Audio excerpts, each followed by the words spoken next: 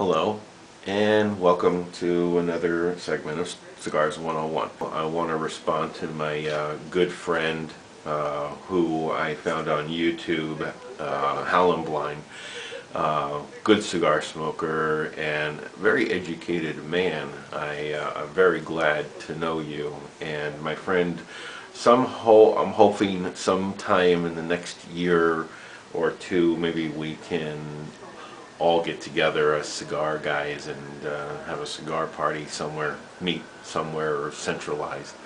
I think it would be extremely good, and we can celebrate the SCHIP together. Now, while I'm discussing this, I am going to smoke a hand-rolled stick, which is from my local cigar shop, and it is pre-cut by me, and this is a very fine, looks like a very fine cigar. I have never smoked a cigar like this before. It is hand rolled locally from a guy who comes down from up north every once in a while and rolls cigars down here at my local cigar shop. So I am going to take my sheeter.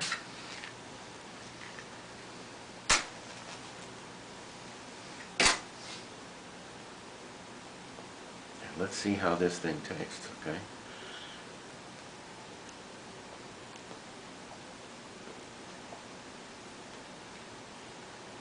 There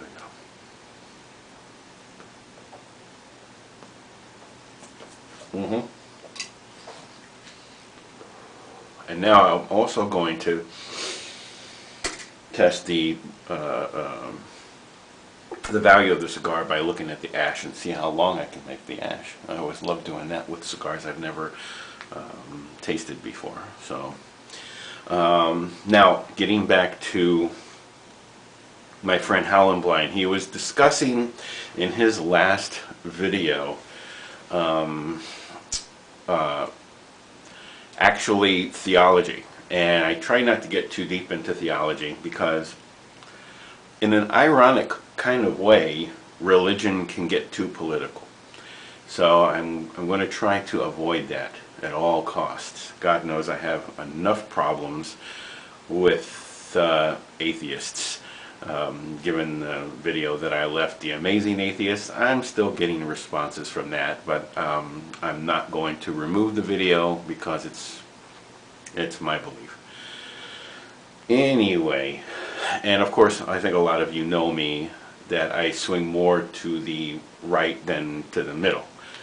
More middle, but to the right slightly. I lean.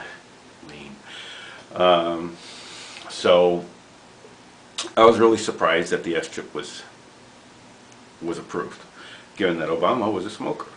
But he won't let anybody see him smoke. He won't do that. So anyway, my friend howlinblind from Jeffersonville, Indiana, greetings from Orlando, my friend, was talking about the end of the world. And he was referring to the Mayan calendar. And what I was thinking about while he was discussing this is how up in a roar everybody is getting about 2012. Well, goodness, my license expires in that year, so I hope I don't along with it. What is going on in 2012 is the Mayans developed the calendar, the Mayan calendar, and they did not see ahead of 2012. They built and designed this calendar, and it only stretches as far as 2012. So, since the Mayan calendar comes to an end, the world comes to an end.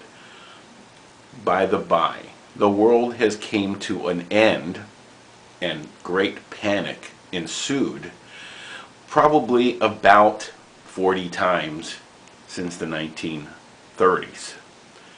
Almost all through the 80s, But one particular time, and this is what Howlinblind was talking about, where I remember I was in high school. It was 1980. I graduated in 81. And I read an article about what is famously known as the Jupiter effect, which in, I believe it was April 1982, the event would have been, and this is actually the only event that can scientifically be proven, unlike all the other events that the more or less the religious zealots put together. The scientific community did this doomsday event based on what they thought was the alignment of the planets. It was a flawed theory because in reality the planets were not completely aligned. As if we were looking up in space, we'd see Mars, and behind that Jupiter, and behind that Saturn. It wasn't going to work that way. They were aligned, but not in a way that could have affected us. But theory had it is that they were going to align, and of course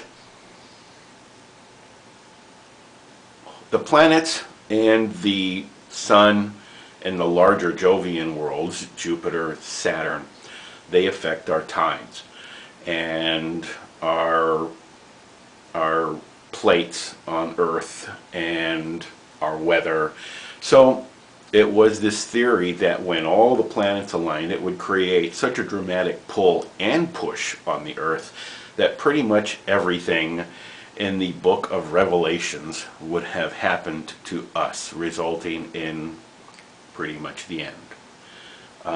And I remember specifically there were going to be huge tidal waves, and I remember being in high school, and on that day I was looking out my window waiting to see a wall of water, something out of the Poseidon Adventure coming at us.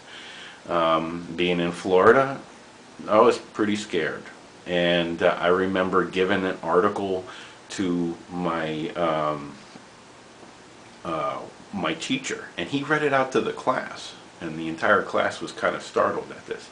So I remember that specifically. So my friend, I think it was 1982, it was called the Jupiter effect, and you can look it up at Wikipedia, and there is other websites of all the doomsday predictions, including the Koresh and everything that went crazy back then.